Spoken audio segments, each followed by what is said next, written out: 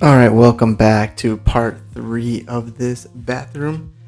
I am going ahead and setting the toilet here. I'm putting the wax ring in the toilet, putting the toilet in on the drain, and going ahead and tightening it down, making sure it's snug so that wax actually does get everywhere. You didn't see it there, but I did put a gasket in between the tank and the toilet to make sure there is a proper seal.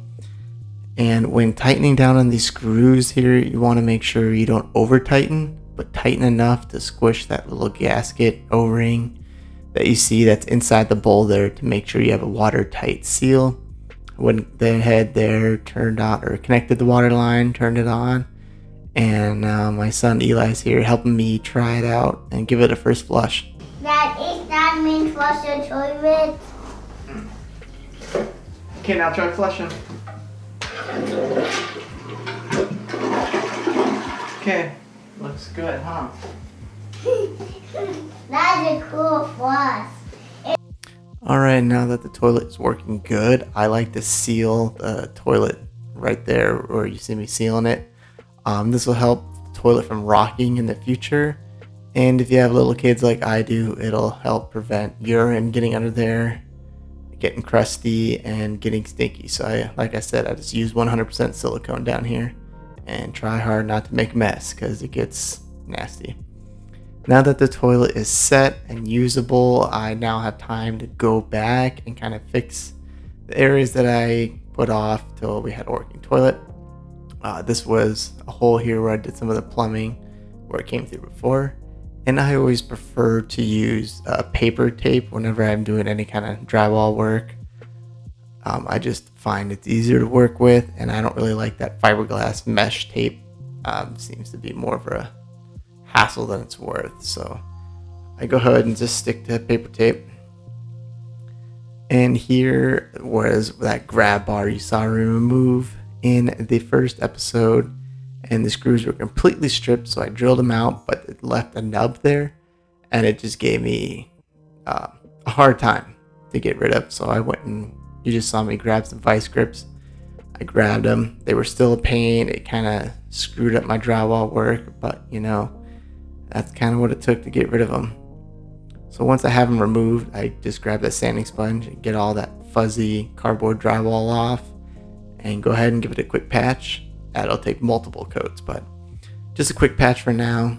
And whoever did the drywall work before didn't do a very good job, and I noticed some spots on the roof, and since I was in it, I went and go ahead and just fixed it. Now we did decide to build a little like knockout nook here for the pedestal sink.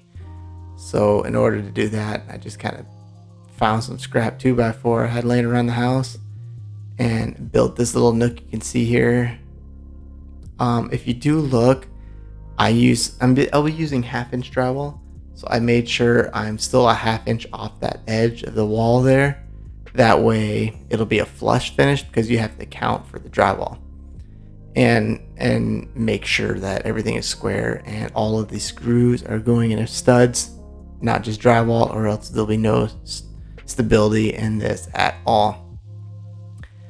So you can see I already have all the shutoffs for the sink there, but I'll end up having to redo all of those because we want to knock this out a little bit, which is fine because the drain kind of put up a fight there too, and I wouldn't mind redoing it like I'm going to have to do anyway. So I'm just building this little frame, doing 16 on center studs, typical for most kind of building for walls. Nothing too. Now, if you have the chance, I totally recommend priming and painting any trim that you're going to be putting up outside before you install it. Makes life easier. And I know some of you are cringing watching me paint white right over this really nice oak, but it's what I had laying around in the garage. So now moving inside, I use a laser there to make sure everything was square. Added a nice bead of silicone to the pedestal sink at the bottom. I'll also be using Tapcons. As you can see right here, everything was pre-drilled, and I siliconed everything in the back. Now as far as the faucet, it's much easier to put the Teflon tape in and connect a lot of the fittings now if they will fit through the holes in the sink. Sometimes you can get away with it, sometimes you can't. Now that everything was on, I went ahead and threw the top of the sink on with a bead of silicone, screwed it to the back of the wall. I didn't get that on video, and just attached the water lines here, making sure not to over tighten. Now this part was a total pain, attaching the drain. It just tight fit. I had big fingers, so it was hard to fit.